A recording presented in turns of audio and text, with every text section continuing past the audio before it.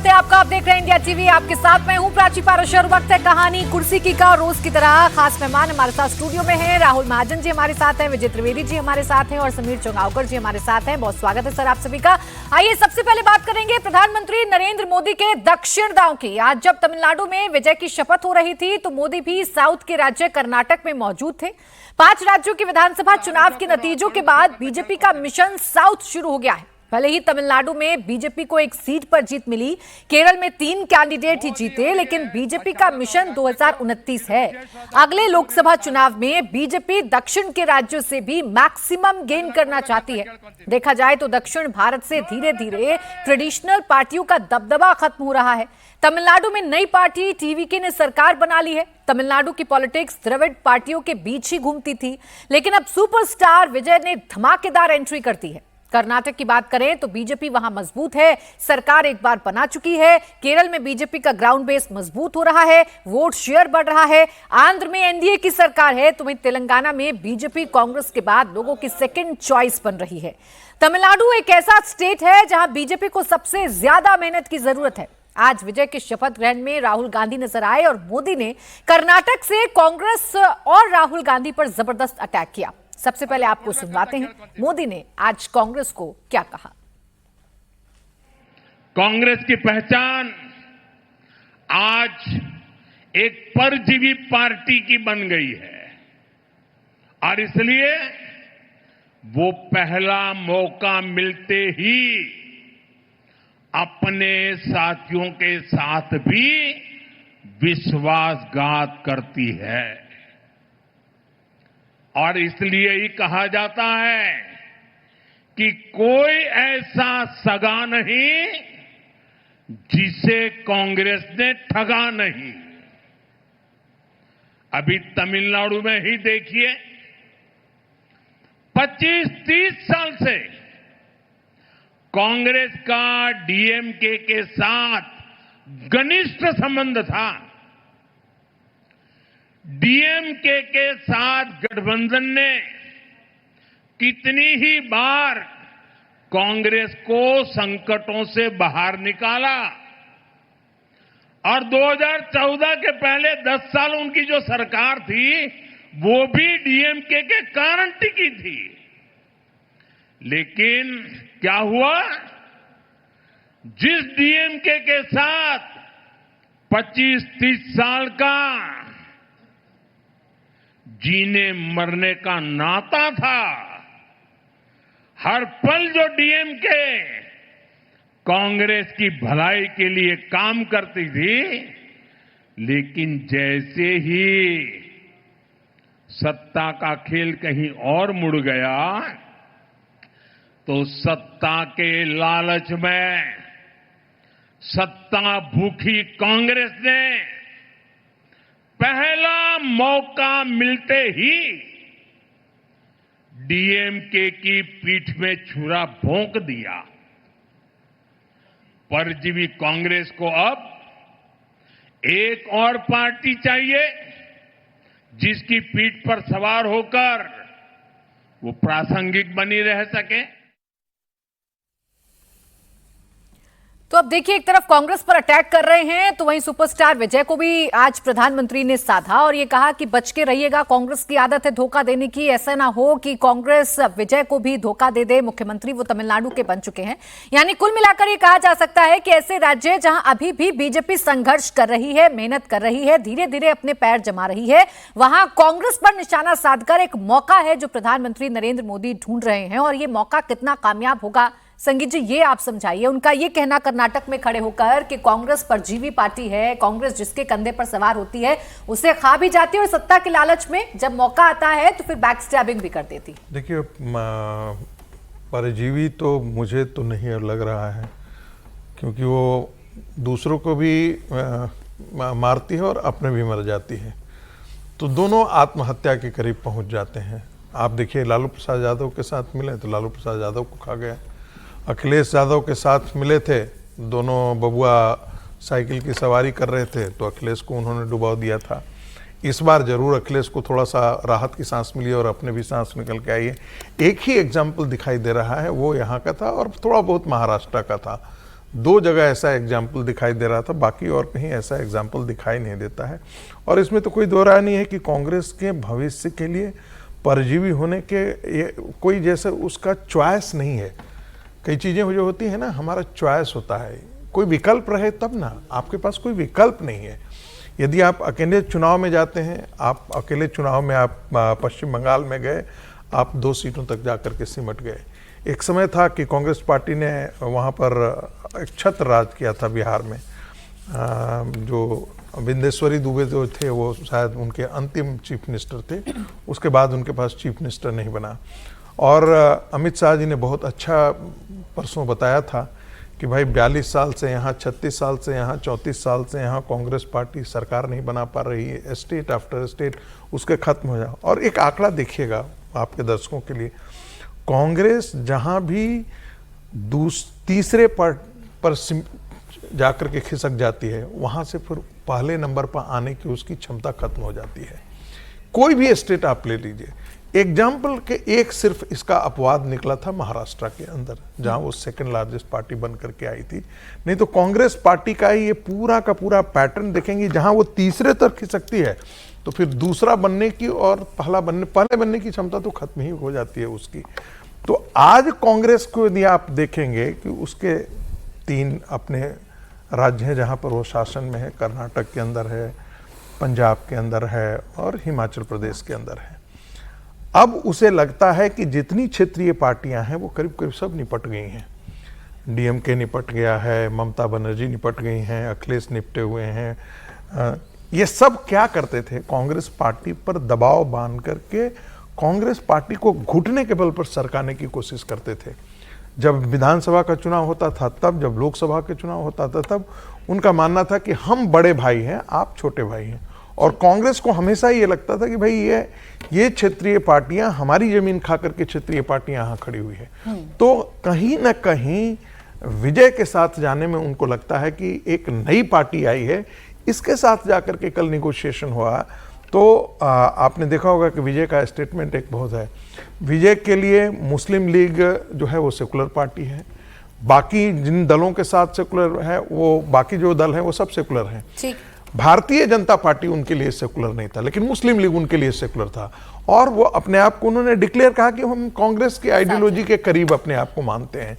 तो स्वाभाविक है कांग्रेस आने वाले दिनों में उनके नेचुरल गठबंधन का हिस्सा कांग्रेस तो अपना विकल्प ढूंढ रही है, लेकिन दक्षिण के राज्यों में विजय जी जो आंकड़े हम चला भी रहे हैं, केरल में 3 विधायक, कर्नाटक में तो एक बार सरकार बना चुके हैं, तेलंगाना में 8, तमिलनाडु में 1 और आंध्र प्रदेश में 8 बीजेपी के विधायक। वो दक्षिण के राज्य है जो बीजेपी के लिए बड़े हमेशा से मुश्किल रहे। उन दक्षिण के राज्यों में धीमे धीमे ही सही, कम से कम पैर तो बीजेपी जमा रही है। और बीजेपी के बारे में तो कहा ही जाता है कि एक बार पैर जमाने का मौका मिल जाए, एक बार 1 सीट बीजेपी जीत ले किसी भी राज्य में, फिर आगे कैसे मेहनत करनी है, कैसे उस राज्य को जीतना है, बीजेपी बखूबी जानती है।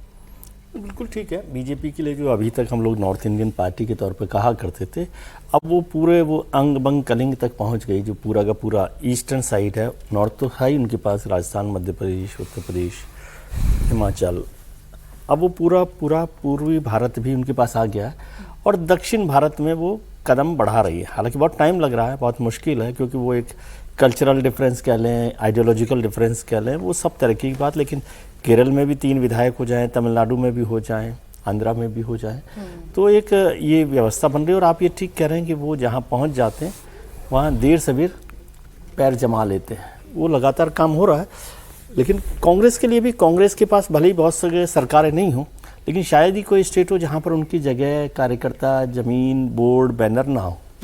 वो लगातार काम कर रहे हैं, लेकिन वो कमजोर होते जा रहे हैं। जहां भारतीय जनता पार्टी अपने पैर मजबूत कर रही है, वहां कांग्रेस लगातार कमजोर हो रही है। कांग्रेस के अवशेष हर जगह मिल जाते हैं। हाँ, अवशेष कह लें, कुछ भी कह लें, लेकिन मैं समझता हूँ डेमोक्रेसी में नंबर गेम और सरकारें बहुत महत्वपूर्ण है। हाँ।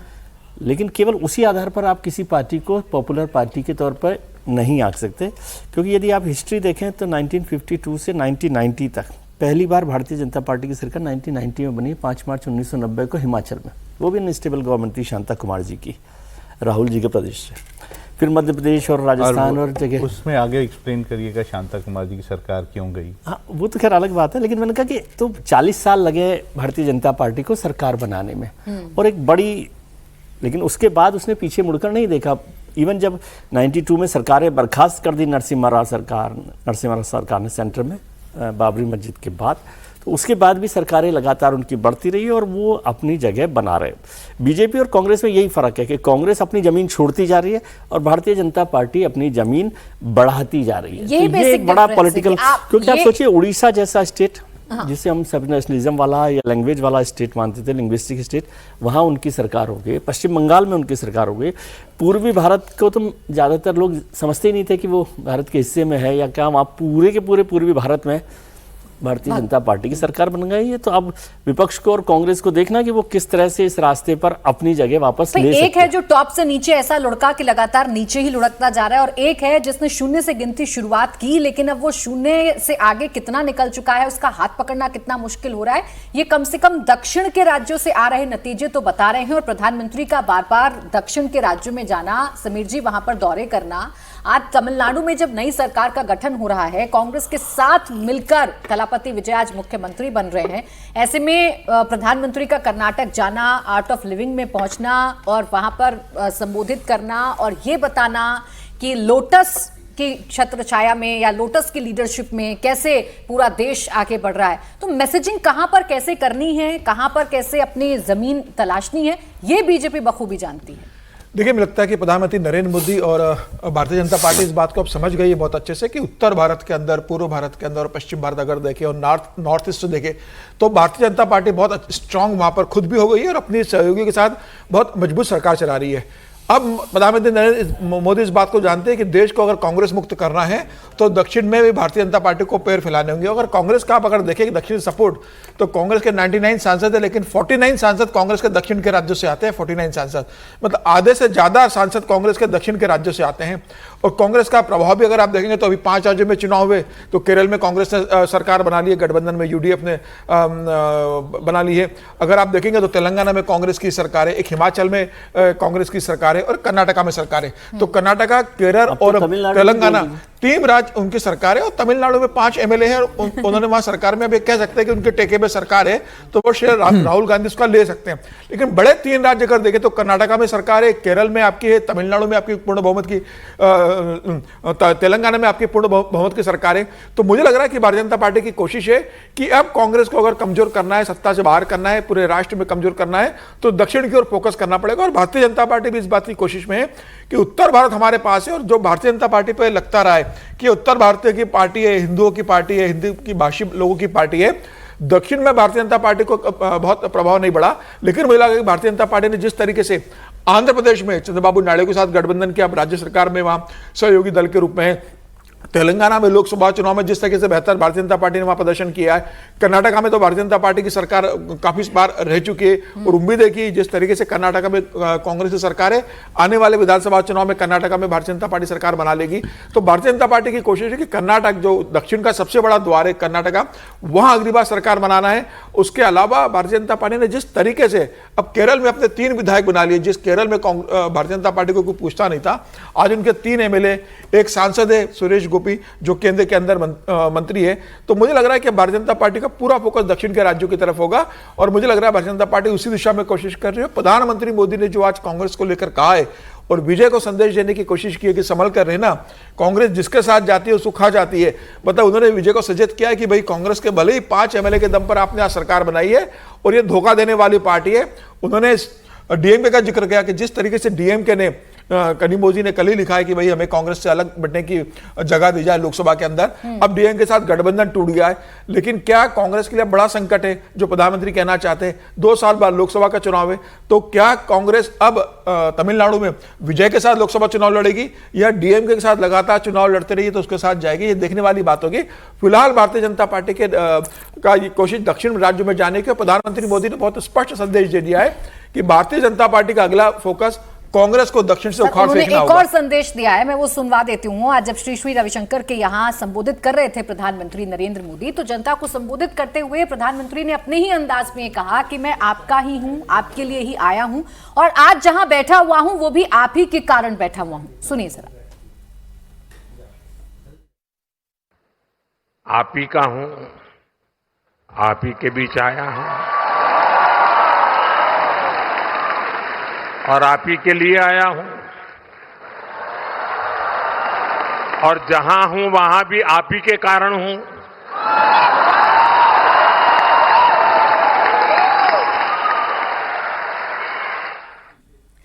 अब देखिए, बेंगलुरु में प्रधानमंत्री थे और ध्यान मंदिर के उद्घाटन के इस कार्यक्रम में प्रधानमंत्री बोल रहे थे। राजनीतिक बात करें प्रधानमंत्री, उससे पहले उन्होंने जिस तरीके की बातें कही, इशारों इशारों में जिस तरीके का संदेश देने की कोशिश प्रधानमंत्री ने की, वो आपने सुन लिया।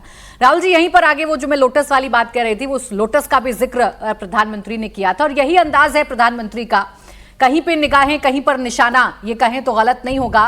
कर्नाटक में है, बेंगलुरु में है, अगला लक्ष्य यही है, गेटवे ऑफ साउथ को भेदना, कर्नाटक में एक बार फिर से अपनी सरकार बनाना, और उसकी कोशिशें आज से ही शुरू हो गई हैं। देखिए, लोकसभा के जो चुनाव हैं वो ज़्यादा आपको अंदाज़ा देते हैं दक्षिण भारत के बारे में। अगर हम देखें तो 2014 में 21 जो थे सांसद उनको दक्षिण भारत से मिले थे, जो कि 2024 में 29 हो गए थे। और इसमें भी 2 राज्यों की भूमिका सबसे ज़्यादा रही थी, कर्नाटक और तेलंगाना।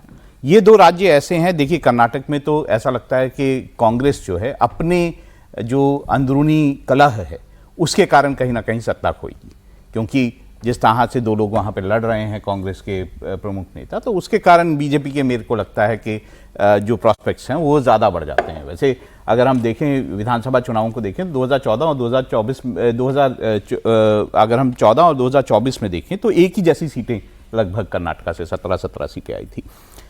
लेकिन एक बात जो है ना, वो बीजेपी ने शायद बहुत अच्छे से सीख ली है। अब पॉलिटिक्स में ये सारा कुछ होता ही है कि कोई दुश्मन नहीं है, जो है सारे दोस्त हैं।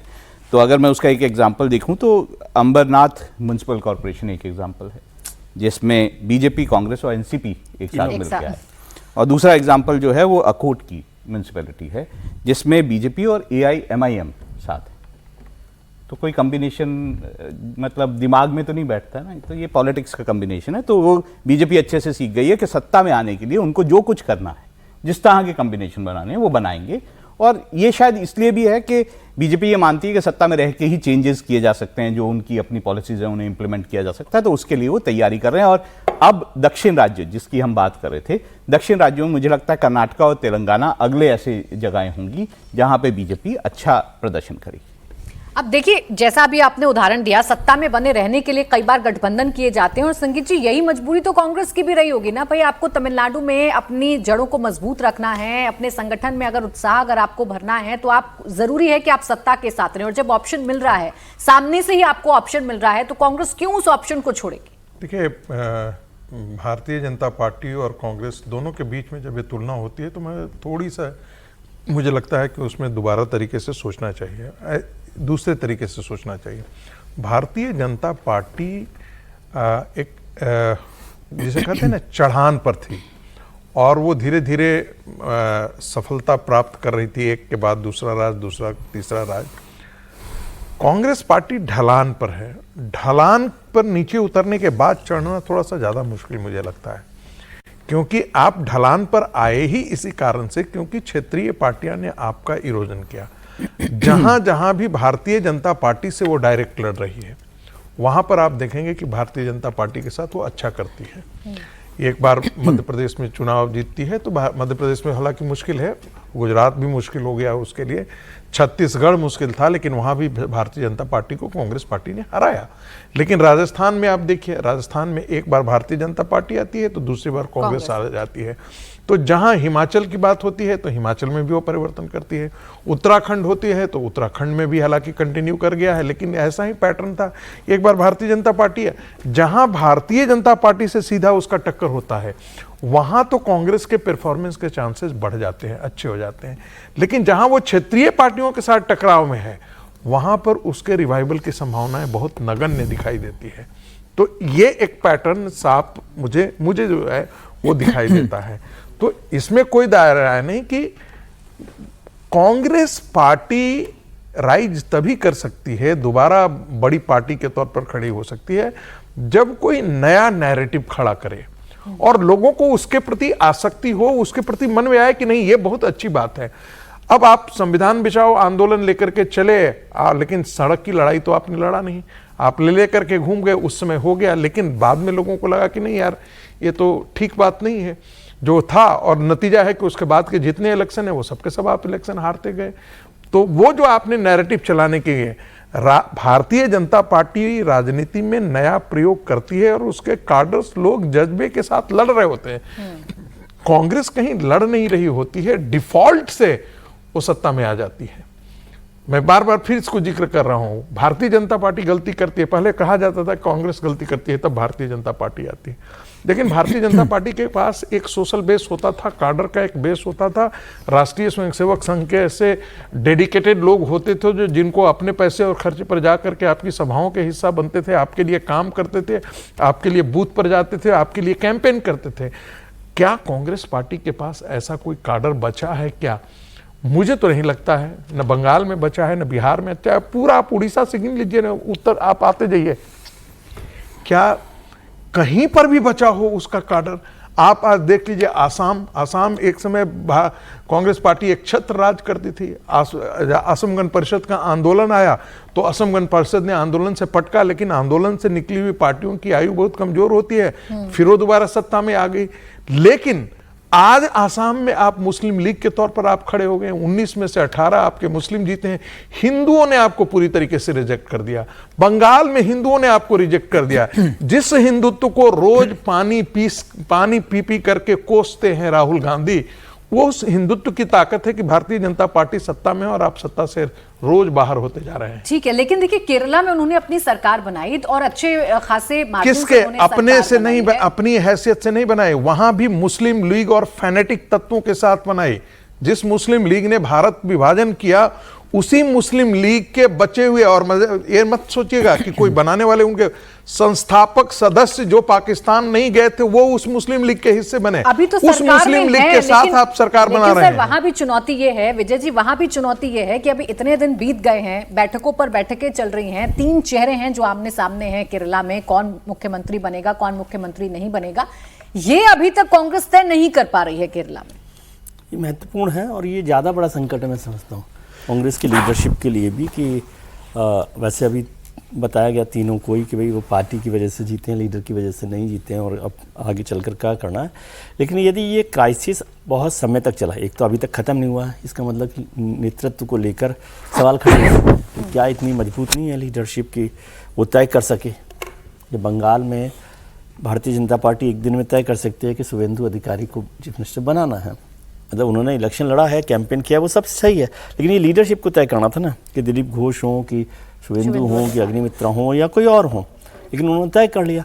अब इतनी बड़ी जीत और अकेला राज्य ऐसा है जहाँ पर वो सरकार बनाकर अच्छे से कामयाबी हासिल कर सकते हैं, 10 साल बाद हो सकती है, उसमें लीडरशिप कर रही है। और मुझे लगता है ये जिस तरह से फैसला हो रहा है, जो भी फैसला हो जाएगा 1-2 दिन में फैसला, लेकिन ये फैसला कांग्रेस को कहीं राजस्थान और मध्य प्रदेश की तरफ तो नहीं ले जा रहा कि फिर वहाँ पर दो चीफ मिनिस्टर नहीं बनेंगे, वो रोजाना चक्कर लगा रहे हैं, एक प्रियंका जी के, एक राहुल जी के, एक खड़गे साहब के पास, और वो सरकार खिंचते खिंचते किसी तरह से चलती रहे। तो ऐसे मामलों पर ज़्यादा फैसला, जल्दी फैसला और मजबूत फैसले करने की ज़रूरत होती है। लेकिन अब कांग्रेस लीडरशिप में शायद इस पर कोई बात हुई है कि नहीं हुई है, लेकिन ऐसा कहना कि कांग्रेस के पास कुछ नहीं है।